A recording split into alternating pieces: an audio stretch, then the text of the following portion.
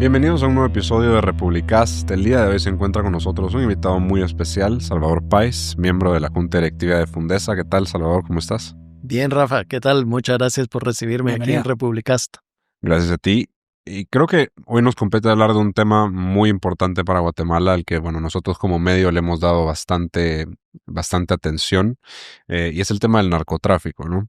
Hace poco publicaron desde Fundesa, CACIF y, Integrated Security Solutions, entiendo que fue una colaboración entre los tres, el informe Drugs, Guns and Cash, a Strategic Threat to the Americas.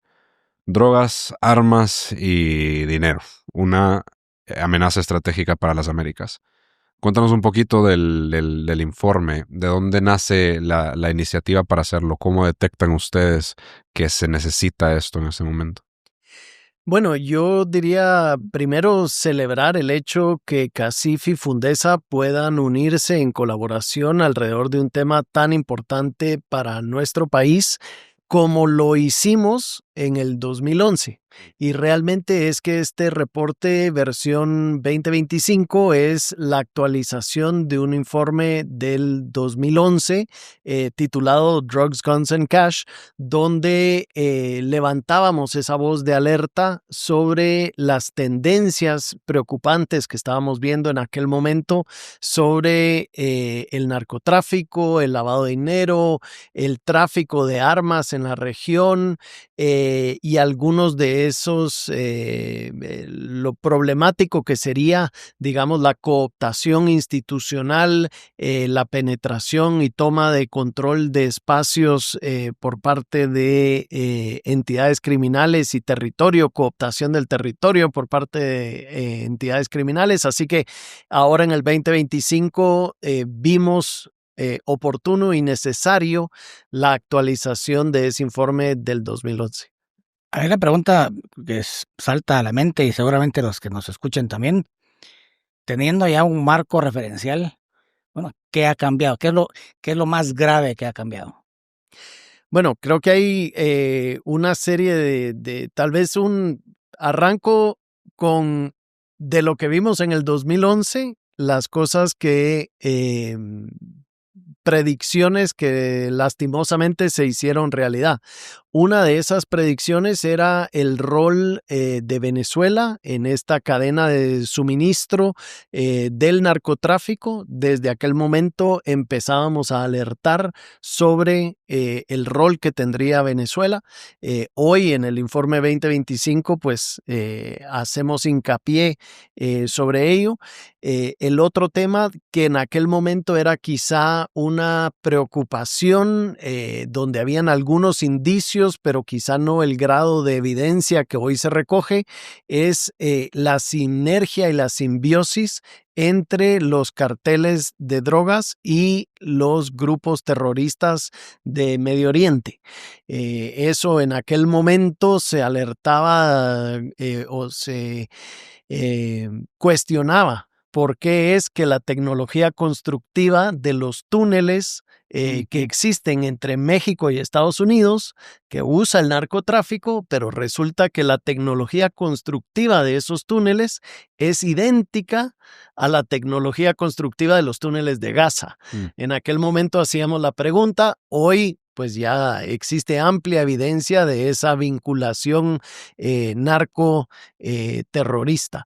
Y el otro tema, tal vez, la cooptación de instituciones y la cooptación o la ocupación de territorios con una alternativamente gobernados.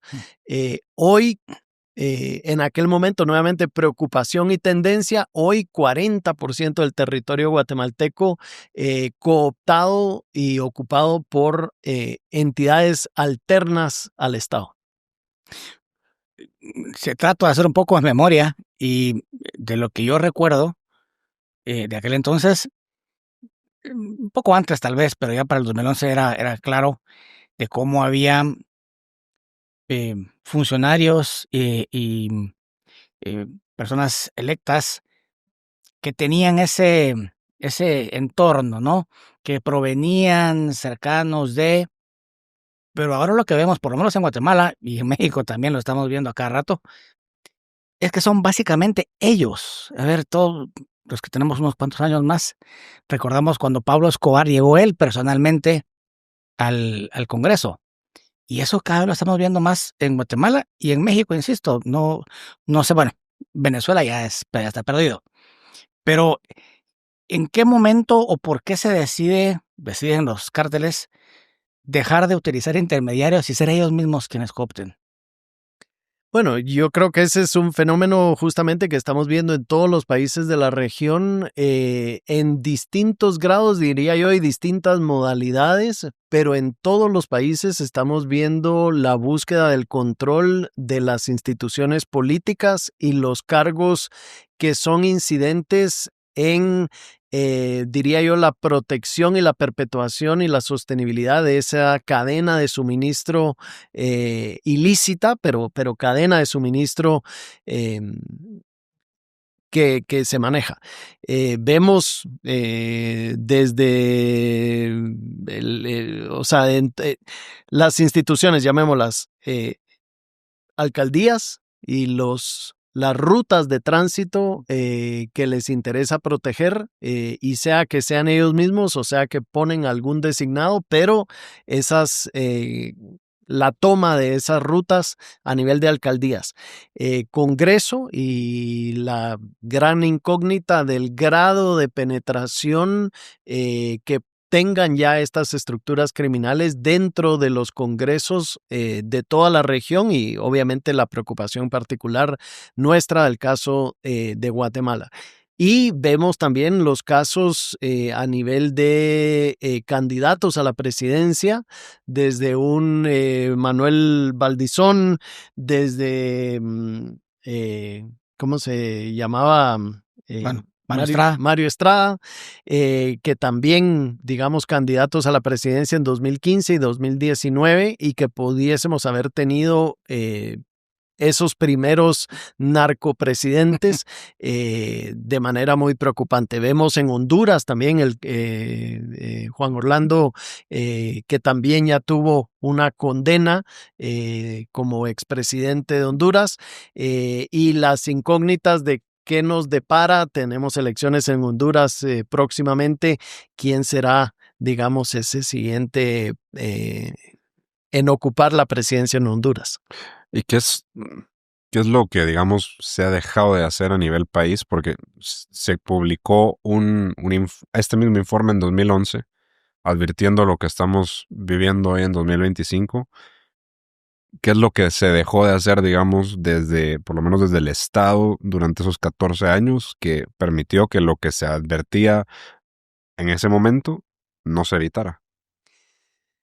Y yo tal vez lo primero que diría es en tono positivo el hecho de que se haya empezado a alertar del tema. Yo creo que estaríamos en una posición muy diferente si no hubiésemos puesto el tema sobre la mesa en el 2011, si no se hubiese empezado a actuar y accionar, por ejemplo, todo lo que ha hecho Guatemala Visible en la protección y blindaje de las instituciones y poderle poner faroles muy, muy fuertes a esos procesos de selección y designación de cosas como nuestra Corte Suprema, Fiscal General, Corte de Constitucionalidad, que de hecho, tal vez para resaltarlo también, eso es un aprendizaje de un viaje a Colombia, porque quién sabe o quién pudiese orientarnos de cómo defender a nuestras instituciones de esa cooptación de parte del narcotráfico. ¿Quién mejor que los colombianos para darnos algunas luces en ese sentido? Así que ese aprendizaje se trajo a Guatemala y yo creo que entidades como Guatemala Visible, en colaboración con pues tantas otras entidades que se han sumado, entonces yo realmente celebraría eso. Primero, ¿no? Creo que hay que ver el vaso medio lleno y no siempre tan pesimista y tan alarmista. Habiendo dicho eso, sí hay, digamos, a nivel de evidencia, la evidencia de cada vez más territorio en manos de redes criminales, cada vez más una mayor penetración de actores vinculados a esas redes y a esa, yo diría, mancuerna del narcotráfico por un lado y el crimen organizado por un lado y la cleptocracia por el otro. Para mí esa peligrosa mancuerna que representa cada vez un porcentaje mayor dentro de los congresos y nuevamente no solo de Guatemala, sino de toda la región. Así que esas son las cosas que hoy nos deben de preocupar y tal vez resaltaría últimamente el tema del uso de la fuerza pública para pelear contra algunos de estos actores y cómo hoy parte de lo que no hemos logrado es tener ni las herramientas de inteligencia ni dotar a nuestra fuerza pública con las herramientas para verdaderamente poder hacer uso de esa fuerza pública para luchar contra estas redes criminales. Algo que me llama poderosamente la atención, como dicen, es el idioma en el cual está escrito el informe. Porque aunque algunos podamos medio masticar el inglés, claramente está dirigido hacia un lado, ¿no? Y luego de haberlo leído por encima, porque es muy largo, me queda el sabor de que les avisaron a nuestros socios, a nuestros amigos del norte, que venía algo que tampoco les escapa a ellos, porque, hombre, oficinas de inteligencia muy importantes allá, seguramente lo tienen que conocer. Pero cuando vemos que desde el 2011 para acá, los programas de ayuda, sobre todo, con algunas excepciones, habían, hasta ahora, estado enfocados en otras cosas y no en lo realmente importante como es combatir esto. A ver, necesitamos el apoyo. Una de las conclusiones del informe es obviamente que esfuerzos aislados son nimios, pues no sirven de nada. Y si el mercado más grande está allá, pues necesitamos la ayuda de Estados Unidos.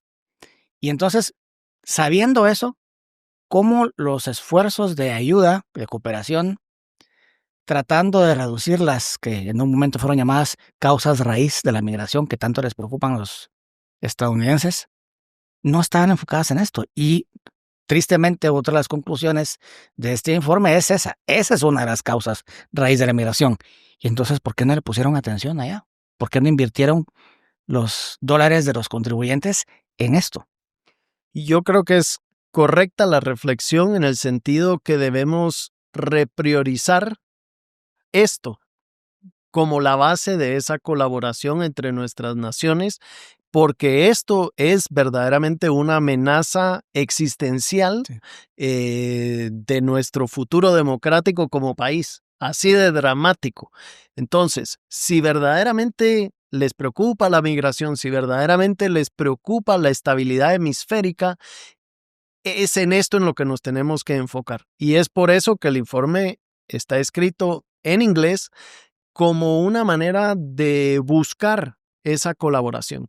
No tanto, aunque sí es cierto, hay una especie de crítica al hecho que no han sido efectivas esas estrategias históricas. El nivel de producción de cocaína, por ejemplo, en Colombia, crece por un factor de 6 veces en los últimos 10 años. Yo no sé si tenían claridad que Colombia hoy produce 2.664 toneladas métricas de cocaína, que equivale a 6 veces lo que producía hace 10 años. Entonces, ¿qué pasó en esos 10 años? ¿Por qué es que los entes encargados de luchar contra el narcotráfico y la producción de estas drogas claramente no lograron su objetivo? Y no solo no lograron su objetivo, sino que vamos en la dirección opuesta por 500%. Tal vez 10 años, un periodo en el que se me ocurre que las amenazas geopolíticas de Estados Unidos, ellos creían que venían de otro lado, le dejaron de prestar atención a esta, Sí. pero precisamente ahora que lo advirtieron en el 2011 y ahora pues está más que comprobado, esa mancuerna entre el narco y el terrorismo pues viene a estallarles en la cara, casi literalmente, estallar, desanetar. Y entonces ahora la carrera es van más atrás. Es cuestión de dinero nada más. A ver, necesitamos tantos billones de dólares al año como región para entrarle. ¿Qué más? ¿Qué más se puede hacer más que dinero? Y, ok, más que dinero, yo creo que lo primero que tenemos que hacer es reconocer que tenemos un problema. Tenemos que tener la capacidad y valentía de hablar del tema y poner el tema sobre la mesa. Creo que eso es el primer tema fundamental, que no hablamos de este tema. Es un tema incómodo, es un tema peligroso, es un tema que por muchísimas razones preferimos no hablarlo. Ahí andamos peleándonos que si izquierdas y derechas, perdón, pero esto no es un tema de izquierdas o derechas, y ese no es el tema central que hoy, la amenaza que estamos viviendo como país. La amenaza es lo lícito contra lo ilícito, y todo lo demás son distractores. Así que primero y principal, reconocer y hablar del tema. Segundo, el tener la capacidad de unirnos los actores lícitos, independientemente del lado del espectro ideológico, para blindar nuestras instituciones y blindar nuestro país ante esta cooptación que se está dando, y reconocer que si bien pues vamos tarde, aún no, aún tenemos tiempo y aún podemos actuar, y particularmente en el 2026 que vienen estos procesos de designación institucional, Tribunal Supremo Electoral, Corte de Constitucionalidad, Fiscal General, Contralor General de Cuentas, pues es de particular importancia que este año que se avecina nos podamos unir los actores lícitos y legítimos de este país para blindar a nuestras instituciones. Y lo tercero es priorizar y colaborar alrededor de esas áreas que nos pueden producir resultados. Por ejemplo, compartir inteligencia a nivel regional, compartir inteligencia con Estados Unidos.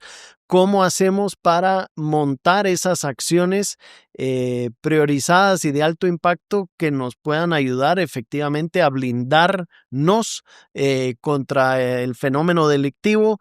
¿Cómo hacemos, por ejemplo, para, como dicen en inglés, follow the money, seguir el curso del dinero y de alguna manera perseguir el dinero y quitarle los incentivos a quienes hoy trafican en ilícitos, cualquiera que sea?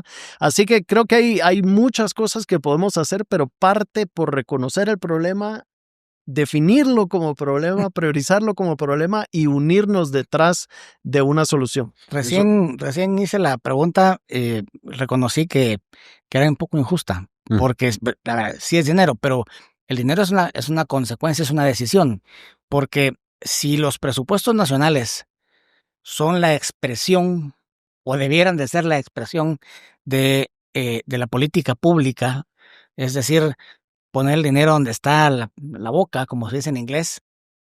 Entonces sí, tener esa discusión para que se manifieste, para que se muestre en los presupuestos.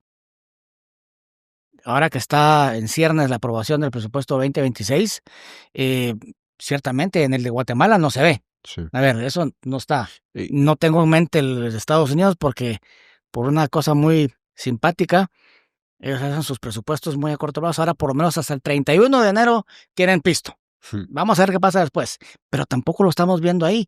Es decir, no se está teniendo esa discusión. Y no solo en seguir la pista del dinero, digamos, sino también en tema discursivo. O sea, a mí me da la impresión de que es un problema cada vez más grande, como tú lo mencionabas, y en el informe lo dice, 40% del territorio ya es controlado por el narco, un 50% de la cocaína que ingresa a Estados Unidos pasa por Guatemala, pero no se escucha hablar del tema. Es decir, las autoridades no ponen el dedo en la llaga Y al contrario, por gran parte de lo que lleva este gobierno, la narrativa es no, es que el tema de seguridad es una cuestión de percepción.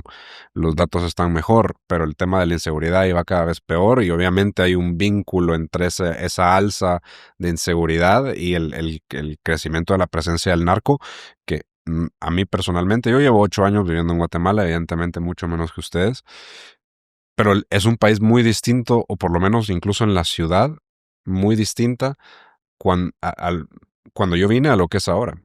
Ahora yo creo que uno puede incluso reconocer al narco abiertamente desfilando por la ciudad. Y no parece que las autoridades ni tampoco los candidatos para ya no el próximo año, sino el siguiente, estén poniéndole suficiente atención al tema. Te voy a hacer, por si la audiencia no lo tiene claro, a escasos 200 metros de esta oficina, de este edificio, hace unos meses asesinaron en un sótano a un líder de una estructura criminal, y digo estructura criminal porque no solo era narco, menudeo, sino que trata de personas, lavado obviamente. Y eso es aquí nomás, en un edificio muy bonito de la zona 10. Y cuando vemos de que esa persona estaba financiando a políticos desde el 2019 por lo menos, están circulando los audios y los contratos, wow. Y ya te dejo el micrófono, Salva, que eso es un tema interesante, lo menciona el informe. Usted mencionaba no solo narcotraficantes, sino que también una red de trata de personas y de lavado de dinero.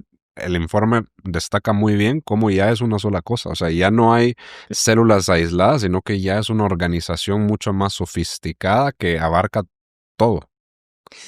En la teoría económica, para que una industria en un país sea exitosa y florezca, debe de existir alrededor un clúster de otros servicios complementarios que le permiten a esa industria salir adelante. O sea, si yo quiero tener una industria metalmecánica, pues tengo que tener suficiente gente que sepa soldar y tengo que tener además, pues obviamente temas de contabilidad y tengo que tener materia prima disponible, digamos, y quien me venda ese aluminio, hierro, lo que fuese, ¿no? Esa es la teoría económica. ¿Qué es lo que pasa acá? Es que justamente se ha desarrollado ese clúster criminal.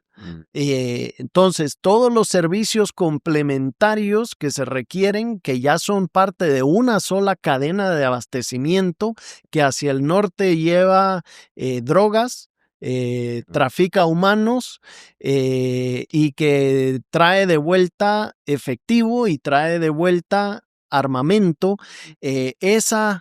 y contrabando, dicho sea de paso, pero todo eso es una sola estructura, una sola cadena de abastecimiento muy integrada, que depende además de todos esos servicios complementarios de lavado de dinero, de protección y seguridad, por llamarlo algo, sicariato, pero todos esos son servicios complementarios de esa red criminal.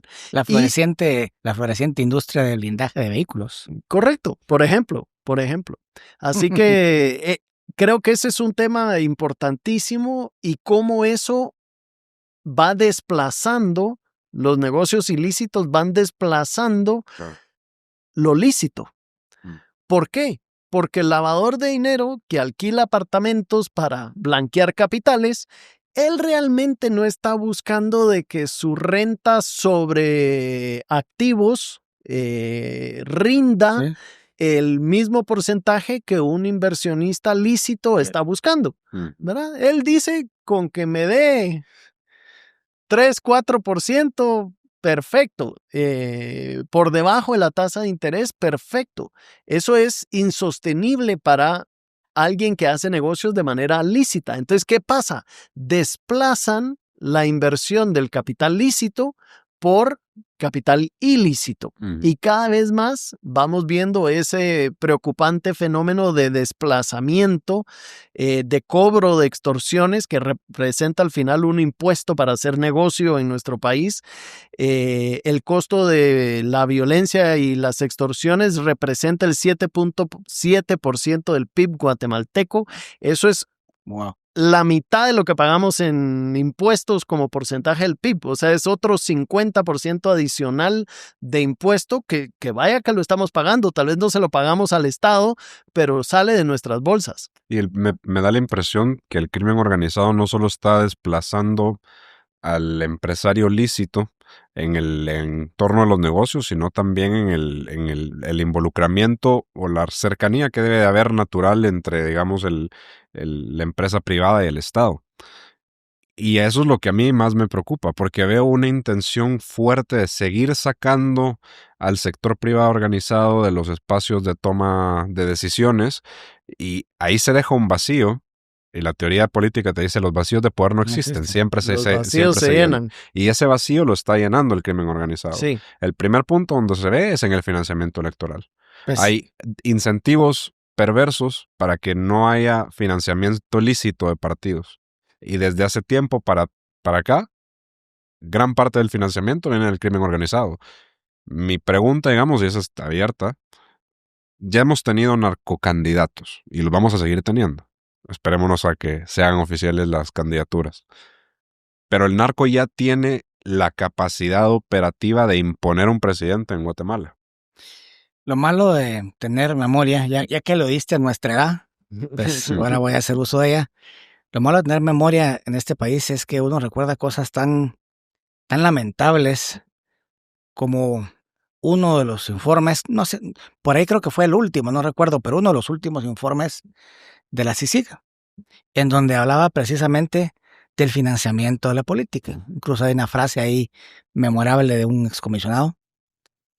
Y ese informe daba cuenta de que si pudiéramos dividir de dónde provenía el financiamiento de la política o de los políticos, pues un 25%, yo creo que era excesivo, pero un 25% provenía del sector privado, de aportes individuales, en fin, totalmente lícito. Luego hasta abajo había un 25%, por lo menos eso ya igual, que provenía del crimen organizado. Así, listo. Y en medio un 50% de, pues, estructuras criminales infiltradas que se infiltraban en la política y los negocios estatales, contratistas, etcétera, que también venían de ahí. O sea, no eran de aquel 25% lícito, porque ese era directo. Y lo triste, lo lamentable, lo desgraciado, es que la CICIG decidió entrarle a un 25% lícito, y no le puso atención ni al 25% absolutamente ilícito, ni a ese 50% gris. ¿Negligencia o fue intencionado? Pues ahí iba yo a rebatir a Salva, que decía que no hay que hablar de izquierda y derecha, no sé. A ver, hay ejemplos de derecha, entre comillas, como Orlando Hernández que mencionaste, metido en el narcotráfico, absolutamente. Pero a lo largo y ancho del continente, tristemente vemos que los gobiernos de izquierda son más permisivos con el narcotráfico. Y cuando vemos el rol que tuvo precisamente el excomisionado Velázquez como ministro de Defensa en Colombia, en donde, a ver, pues no lo hizo solo él, pero por supuesto que durante él también permitió que estructuras criminales dedicadas al narcotráfico florecieran en Colombia, pues uno empieza a sospechar, ¿no?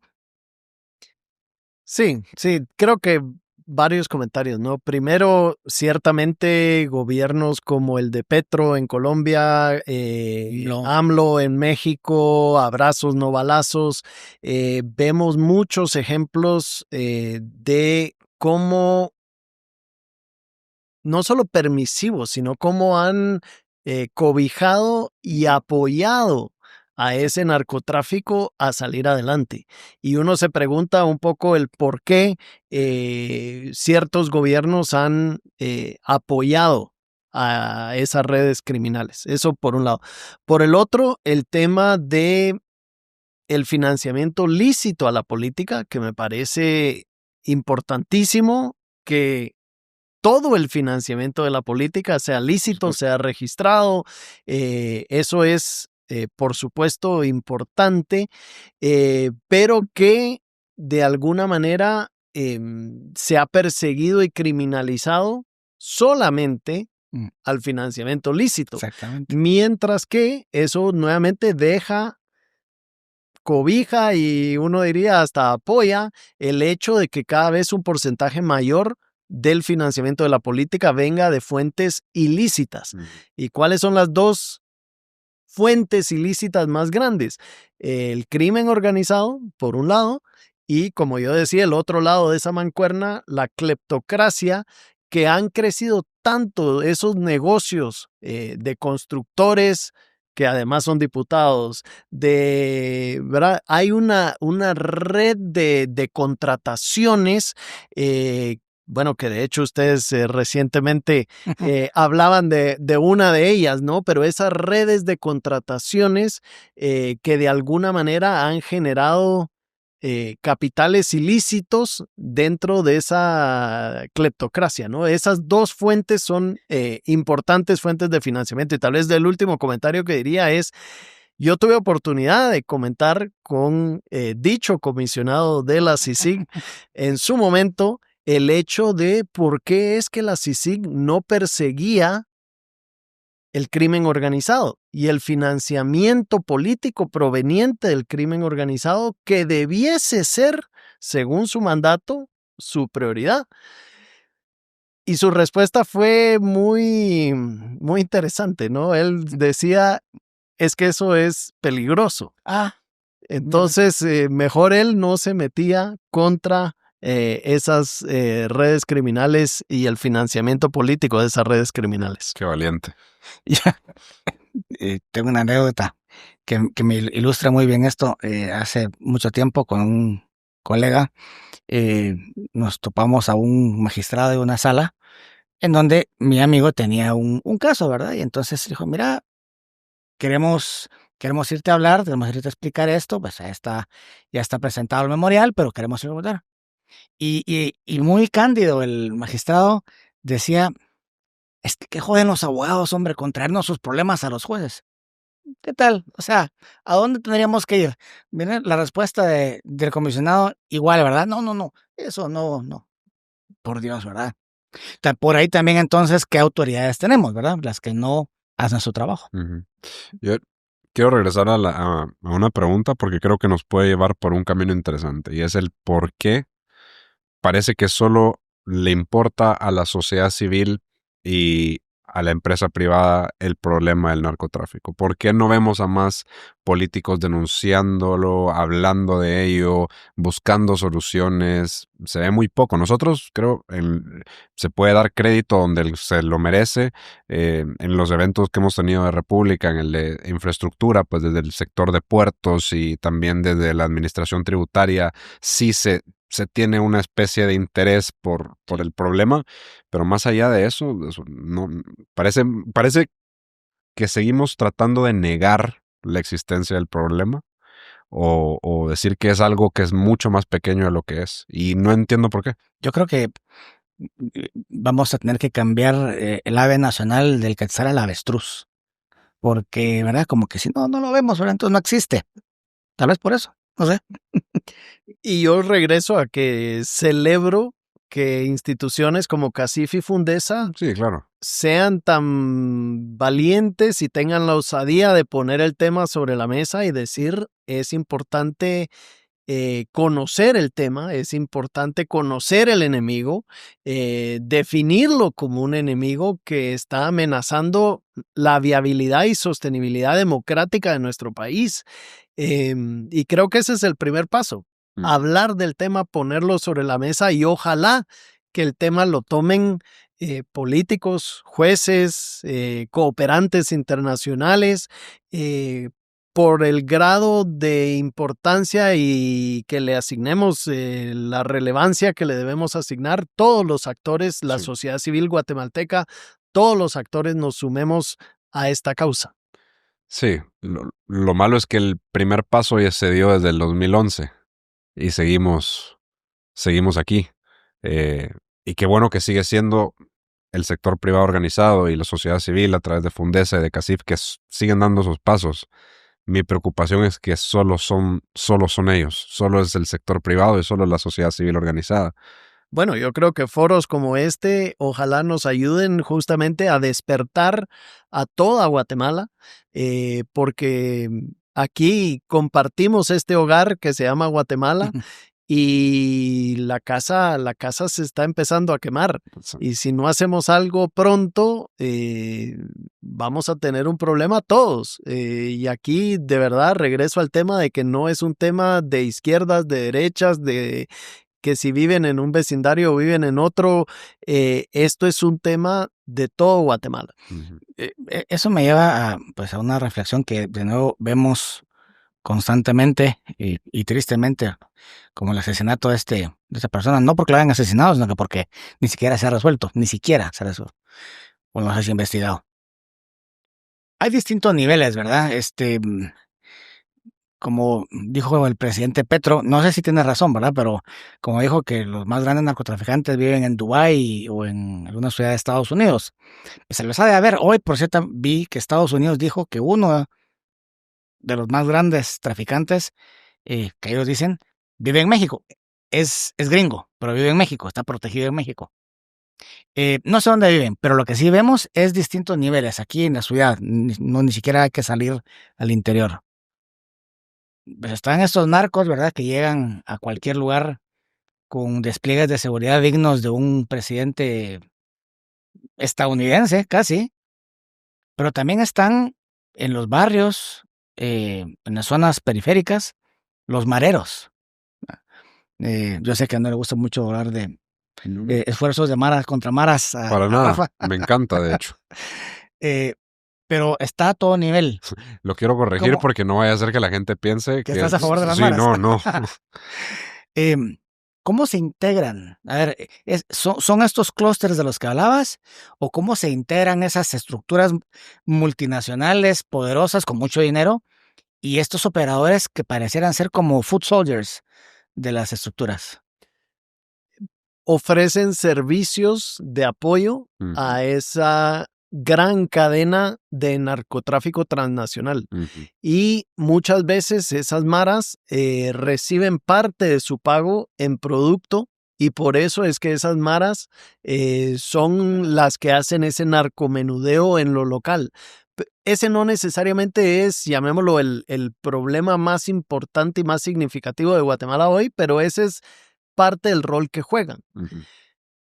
Tal vez lo interesante es qué sucede, y uno de los fenómenos que habla el reporte es la volatilidad en la cadena calienta la plaza. Ujú.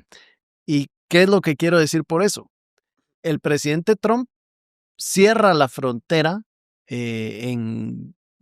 prácticamente en su totalidad. De ser una frontera muy abierta y permisiva, hoy es una frontera prácticamente totalmente cerrada. Y vemos, también lo menciona el migrante, ese abuso del migrante, lo dice el reporte, como mula, Ujú. Ujú. transportista de ese narcotráfico transnacional. Realmente se aprovechan de ese migrante para servir en ese rol si es que el migrante quería cruzar la frontera.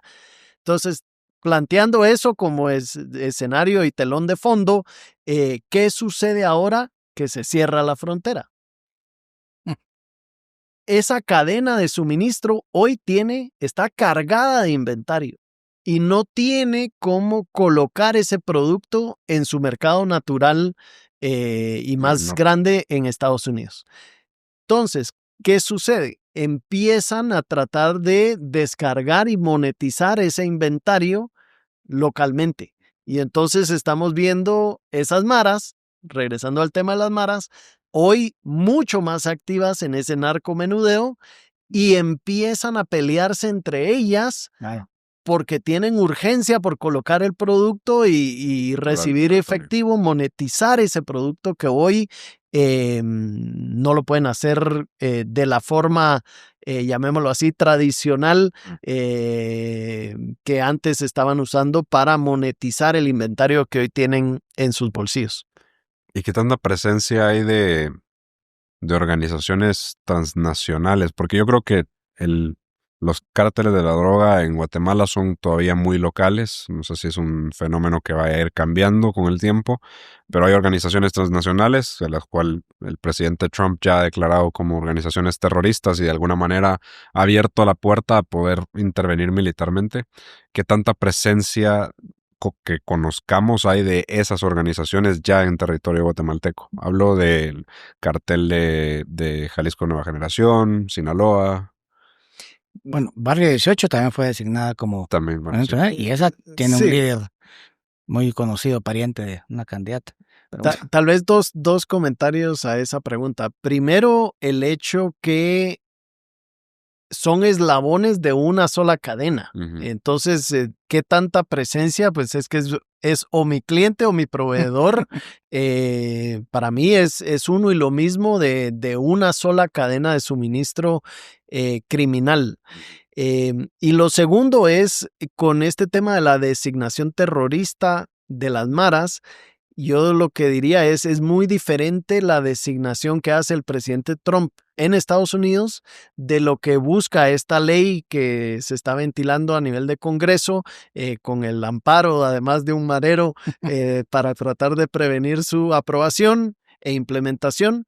Em, Realmente la ley en Guatemala no hace mayor cosa, no genera, digamos, ese trato diferenciado, porque uno dijera, bueno, ¿qué implica Mm. designarlas como terroristas? ¿Implica que la fuerza pública ahora puede hacer algo diferente para ir tras ellas? No. No hay ningún beneficio, digamos, en ese sentido. Entonces, uno se pregunta, pues, entonces, ¿para qué ese pedazo de ley que estamos aprobando? y sí, ¿verdad? Cuando uno se pone a pensar en las modificaciones legales que tuvieron lugar en Italia, por ejemplo, en los 90 para entrar a la mafia, en Estados Unidos, por supuesto, no necesariamente esto, pero la RICO y otras más, pues sí, en efecto, daban herramientas legales distintas a las fuerzas de seguridad. Ese, ese sería un fallo de diseño, una falta de visión que a nosotros, porque no lo hemos platicado lo suficiente, no lo hemos visto, no lo pusimos ahí. Así que Yo creo que no es por diseño, ¿verdad? no hemos acabado de entender los problemas, no hemos acabado de entender lo limitadas que están nuestras fuerzas de seguridad pública para actuar. Resulta que eh, un marero le puede disparar Ujú. con el mismo calibre de bala, la 223, a nuestras fuerzas militares en un combate entre mareros y militares. Ujú. Pero la interpretación errada, dicho sea de paso, de cómo los jueces están interpretando ese intercambio es que los militares están haciendo un uso indebido y desproporcional de la fuerza porque las balas que usan Son, el ejército son militares. Independientemente que es el mismo calibre 223, se llama diferente cuando lo usa, digamos, el ejército porque tiene un poquito más de pólvora, pero las balas son balas y el calibre es literalmente el mismo. Ujú. Entonces creo que ahí hay una falta de entendimiento de cómo, y es una cosa que no sucede ahora, viene de hace muchos años que hemos ido cortándole las alas a nuestras fuerzas públicas, le hemos quitado inclusive esa capacidad del monopolio de la fuerza pública a la policía, al ejército. Hemos interpretado las leyes de manera antojadiza para reducir su capacidad de acción con estos temas ilógicos de la proporcionalidad de la fuerza o Sí. que se interpretan de manera errada, ¿no? Entonces creo que hay mucho que se puede lograr, para decirlo nuevamente en positivo, ujú. poniendo estos temas sobre la mesa, priorizándolos como el tema más importante que tenemos que abordar como sociedad y asegurar que nuestros honorables diputados implementen leyes, que nuestros honorables jueces interpreten las leyes existentes de tal manera que nos den las herramientas para luchar contra este fenómeno criminal. Yo creo que es esto da buen paso, digamos, a la parte de las soluciones, porque el documento también tiene sus, digamos, sus recomendaciones, pero algo que creo que es importante, y creo que Fundesa ha destacado por no solo limitarse al hablar de los problemas, sino también ser proactivos con soluciones. Lo vimos por años, se tardó, pero por fin llegó de alguna manera la ley de infraestructura vial, una de las grandes, digamos, de las grandes iniciativas de la organización. ¿No creen que es competente llevarle al Congreso, a los diputados, una propuesta de política pública, no solo para desde la sociedad civil hacer cumplir con ese deber ciudadano que no están cumpliendo ellos, sino que también poderlo señalar y decirles en un futuro, eso ya nos compete a nosotros los medios, ustedes diputados que tienen aquí enfrente la iniciativa, tienen aquí la posibilidad de empezar a resolver un problema fuerte y que encima, no voy a decir de urgencia nacional, pero cada día que pasa es un día donde se hace mayor el problema y donde más difícil se vuelve la solución después. Y yo creo, hablando de soluciones, quisiera, sí, el tema de Congreso, leyes, importantísimo, que tengamos las leyes correctas que nos permitan luchar contra estos fenómenos delictivos. Pero segundo, también ver las demás instituciones, por ejemplo, todo el ámbito judicial, que interprete las leyes de la manera correcta para poder aplicarlas y sancionar a quienes violan esas leyes. Uh-huh. También creo que hablando de las soluciones, antes que se vuelva un problema, asegurar el blindaje, la independencia y la meritocracia de los procesos de designación del año entrante, partiendo por el Tribunal Supremo Electoral, pero la Corte de Constitucionalidad, el Ministerio Público, Contralor General de la Nación. Todos esos cargos están siendo usados como monedita de cambio entre ellos en lugar de asegurar esa verdadera meritocracia, en lugar de asegurarnos que tenemos esa colaboración, digamos, en materia de inteligencia para prevenir que se nos cuelen personas vinculadas con el crimen organizado. Y por eso, insisto, es hacia allá que tenemos que enfocar las atenciones, unirnos detrás de esas soluciones. Porque ese sí es un tema de urgencia nacional. Ya tenemos, no sé si sería el único, habrá varios casos, pero este año mismo, intentos por colocar a personas vinculadas con el crimen organizado en la Corte Suprema de Justicia. Pues yo estaba pensando en un paralelo, lo difícil que ha sido hacer reformas importantes a la ley electoral de partidos políticos, que pasa por ahí, pero siempre sale, es que ni modo, la tienen que aprobar quienes menos interés tienen en que se reforme, porque les funciona a ellos. Pues de la misma manera pareciera ser estos jueces que aplican la ley de manera no adecuada, pues aparentemente como que tuvieran un interés en no, porque sus financistas y quienes los van a elegir congresos, sobre todo magistrados, pues no jueces de primera instancia, son precisamente aquellos que tienen esos mismos intereses. Es un círculo vicioso que ya se cerró. ¿Cómo lo rompemos? Yo creo nuevamente es uniéndonos los buenos, uniéndonos los que somos ciudadanos respetuosos de la ley, aquellos que valoramos lo lícito, que valoramos que las instituciones funcionen de manera independiente, que tengamos los cargos meritocráticos, que tengamos ahí a las personas correctas que representan verdaderos pesos y contrapesos y que le exijamos todo eso a nuestros políticos que son quienes finalmente están participando en estos procesos de designación de estas autoridades, de estas instituciones, de estos jueces, porque es la única manera de recuperar el territorio que ya perdimos. Aquí entendamos que nuevamente es un tema que quizá no nos gusta hablar, pero sí hemos perdido una importante proporción de nuestro territorio, tanto físico, 40% según el informe, pero también hemos perdido terreno en el Congreso, hemos perdido terreno en las alcaldías, hemos perdido terreno en la independencia de las cortes y en la idoneidad de esos magistrados, quienes nos van a asegurar que las leyes se implementen y se interpreten de la manera correcta. Como me preocupa porque lo desconozco, como no sé cuántos de nuestros legisladores y yo jueces lean bien inglés. Entonces, regresando al idioma del informe, ¿qué podemos hacer como sociedad civil? CACIF y Fundesa ya hizo este gran trabajo, su segundo, el primero es 2011.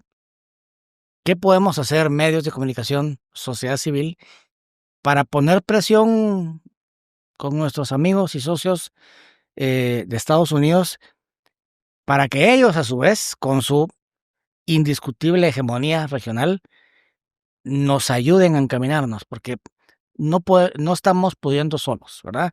Llevamos 14 años desde el primero hasta ahora. Falta algo allá. ¿Qué podemos hacer? Primero, reconocer esto como un problema, como sociedad.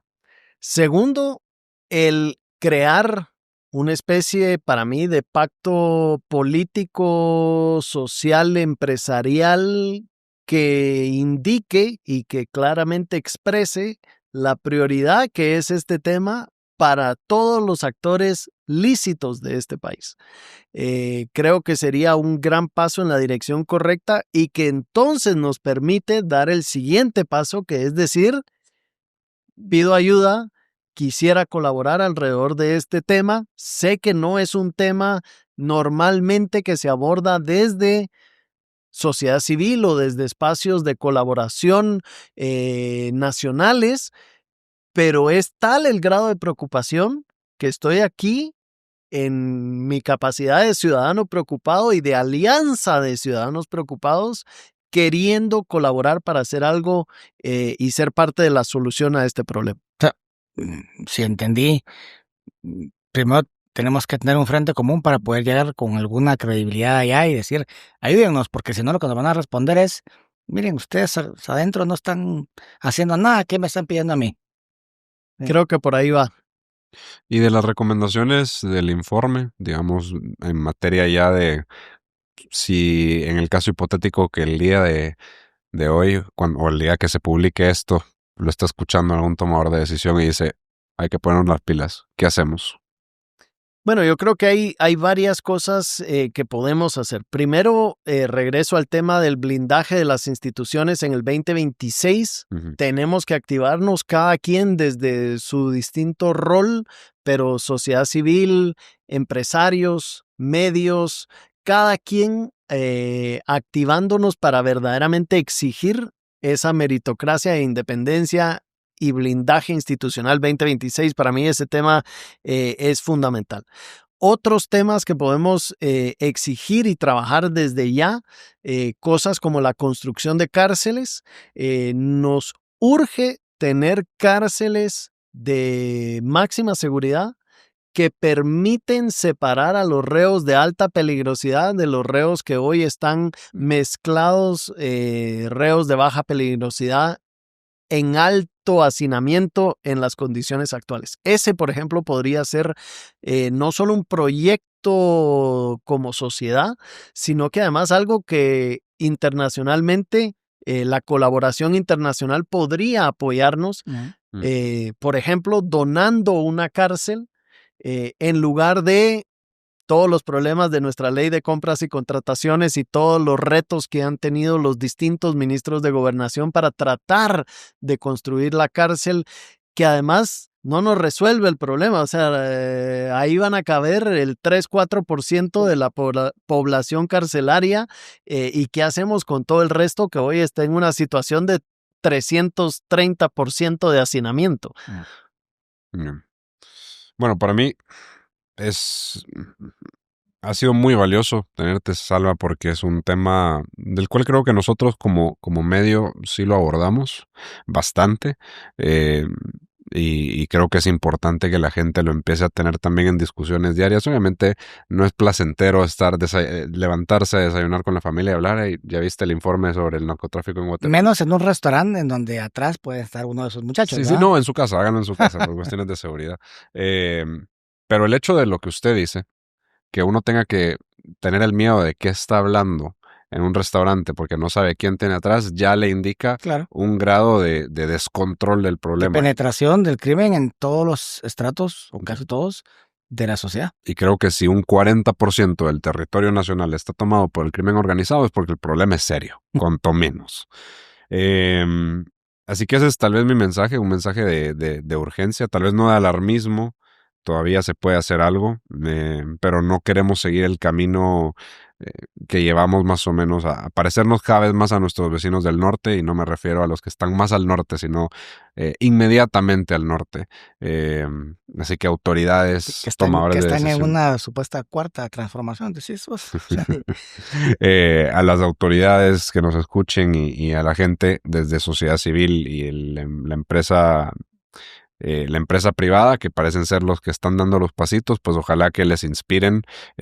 Los felicito yo de mi parte del medio, creo, a Fundesa, CACIF, por el esfuerzo, y ojalá que empiece a ser un efecto dominó donde se toman las decisiones. Esa es mi reflexión, Salva, pero a mí me gusta siempre que el invitado, que es realmente la estrella, sea quien cierra el episodio con alguna reflexión. De mi parte me despido de nuestra audiencia y gracias por estar con nosotros una vez más. Muchas gracias, Rafa. Ale, diría yo, primero, como cualquier enfermedad, debemos reconocer que estamos enfermos. Ese es el primer paso. Y si como sociedad podemos poner este tema sobre la mesa, hablar sobre el tema, creo que sería un gran avance de esa avestruz que hablábamos anteriormente. Segundo, yo soy firme creyente que la unión hace la fuerza. Aquí nos tenemos que unir las fuerzas y actores lícitos de este país en contra de estas redes criminales. Sí, sé que es un tema incómodo, es un tema que nos da miedo, pero tenemos que hacerlo, y creo que para poder hacerlo y tener cierto grado pues no sé si de tranquilidad, pero cierto grado de confort al hacerlo es haciéndolo unidos, haciéndolo como un solo bloque de ciudadanos preocupados por el futuro del país. Y tercero, es que creo que tenemos que tener una agenda consensuada y priorizada de aquellas cosas que queremos ir a pedirle a nuestros amigos internacionalmente, pero que también queremos irle a pedir a nuestras propias autoridades. Queremos instituciones independientes, queremos leyes que permitan luchar efectivamente contra estos flagelos, queremos jueces que sancionen a criminales que violan la ley, pero todo eso lo vamos a poder pedir y hacer. Primero, si reconocemos la enfermedad, y segundo, si estamos unidos, y tercero, si hemos priorizado el problema y las acciones que vamos a ir a tomar juntos. Yo voy a romper tu orden y voy a terminar diciendo thank you for watching.